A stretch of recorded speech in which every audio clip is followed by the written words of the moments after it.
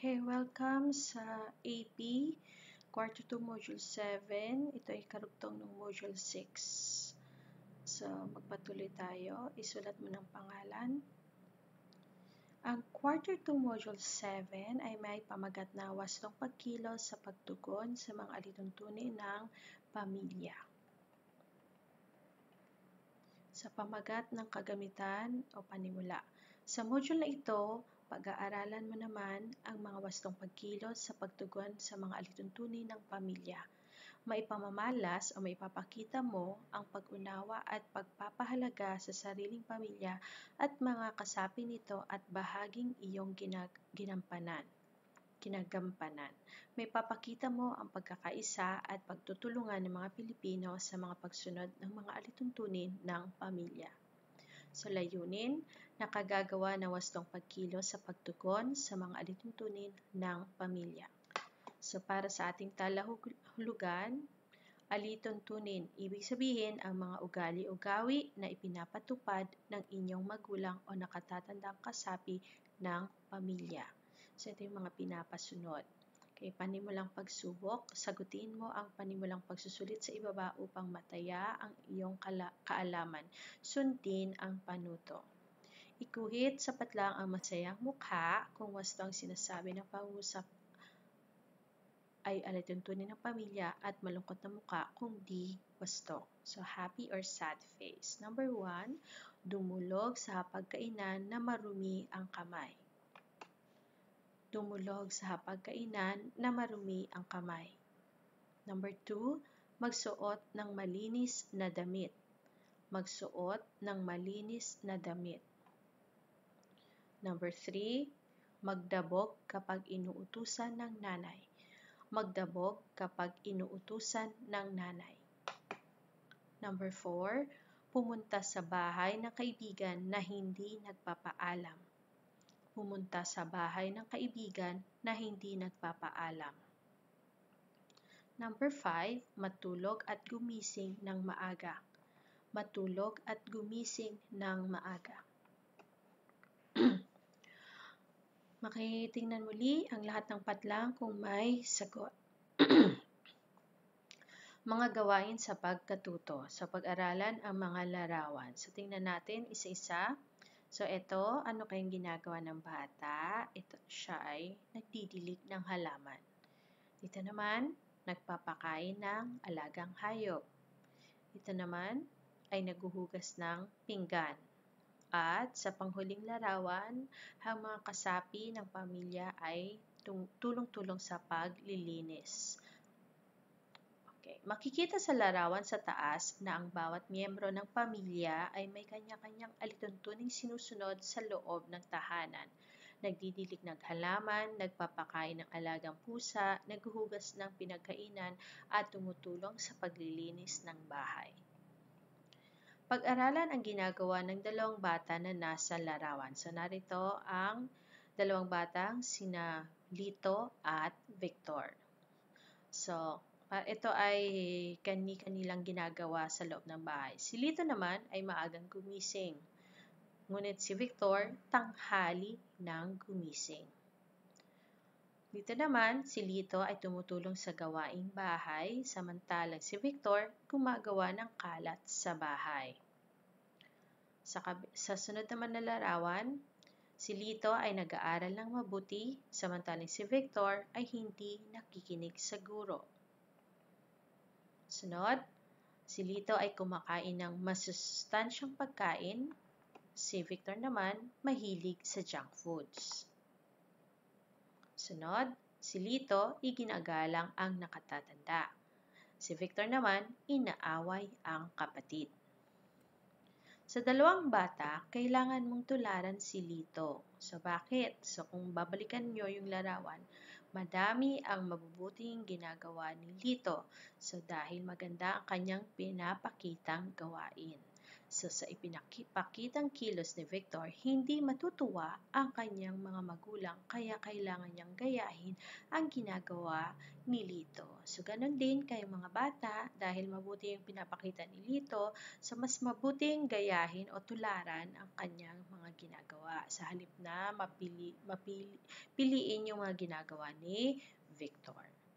Okay, so pagsasanay 1, bilugan ang titik. So may mga titik dyan katapat ng bawat larawan. Titik ng larawan na nagpapakita ng mga alituntunin na dapat sundin. So ano-ano mga nasa larawan? Dito, pinapatulog ang bunsong kapatid. Ito naman, kumakain ng masustansyang pagkain. Dito, naglalaba. Sunod naman, nag-aaral. Letter E, nakikipag-away. So, bilugan lamang ang titik na nagpapakita ng mga dapat na sundin na alituntunin. A, B, C, D, or E. Kung tapos nang sumagot, tumungo na tayo sa pagsasanay 2. Isunod sapat lang ang W kung wasto ang sinasabi ng pangusap or tama. DW kung di wasto. Okay, number 1, itapon ang basura kahit saan. Itapon ang basura kahit saan. Number 2, manood ng telebisyon pagkagaling sa paaralan. Manood ng telebisyon pagkagaling sa paaralan. Number 3, gumamit ng po at opo kung nakikipag-usap lalo na sa matatanda. Gumamit ng po at opo kung nakikipag-usap lalo na sa matatanda. Number 4, tumulong sa mga gawaing bahay. Tumulong sa mga gawaing bahay. Number 5, hayaang nakabukas ang mga ilaw kahit maliwanag ang sikat ng araw. Hayaang nakabukas ang mga ilaw kahit maliwanag ang sikat ng araw. Okay, lahat na ba may sagot? Dumako na tayo sa page 6. Pagsasanay 3. Gamit ang concept map, itong nakikita nyo, may nakasulat sa gitna, tapos may mga larawan nakapaligid. So, iguhit sapat lang ang puso kung ang larawan ay alituntunin na dapat sundin upang magkaroon ng kalinisan at kaayusan sa inyong tahanan, at bituin kung hindi. So, K-U-N-G.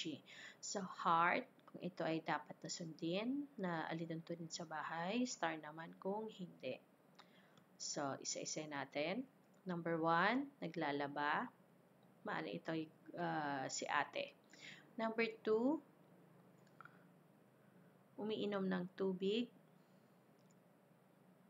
Number 3, kumakain ng masustansyang pagkain. Number 4, nagmamano sa matanda. Number 5, nakikipag-away. At number 6, nagpapakain ng alagang hayop.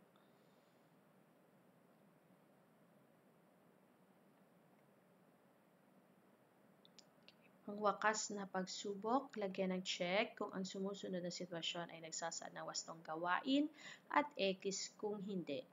So, check or X, basahin ko ng 2 beses. Number 1, palaging nanonood ng telebisyon si Peter pagdating galing sa paaralan. Palaging nanonood ng telebisyon si Peter pagdating galing sa paaralan.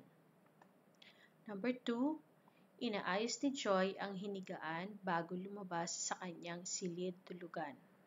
Inaayos ni Joy ang hinigaan bago lumabas sa kanyang silid tulugan.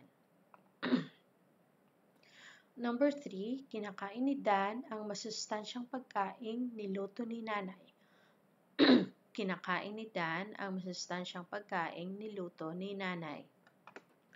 Number 4, tumutulong sa mga gawaing bahay si Sid na masayang ginagawa ang nakaatang sa kanya. Tumutulong sa mga gawaing bahay si Sid na masayang ginagawa ang nakaatang sa kanya.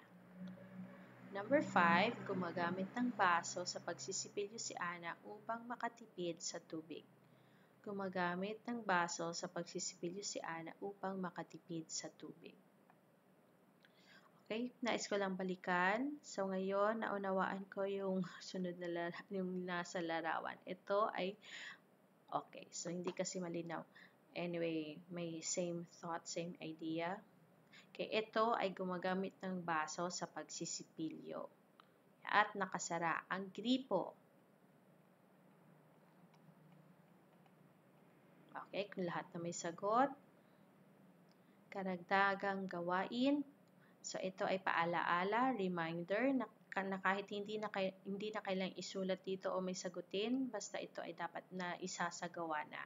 So, palaging sundin ang mga alituntunin na ipinapatupad ng iyong pamilya upang magkaroon ng kalinisan at kaayusan sa tahanan. So, mabuti naman may alituntunin kasi kung ito ay sinusunod, so magiging madali, hindi na palaging galit si nanay, hindi na palaging hindi na mapapagalitan kayo ng papa o ng mama.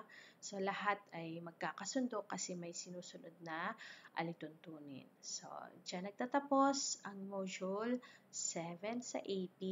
Goodbye.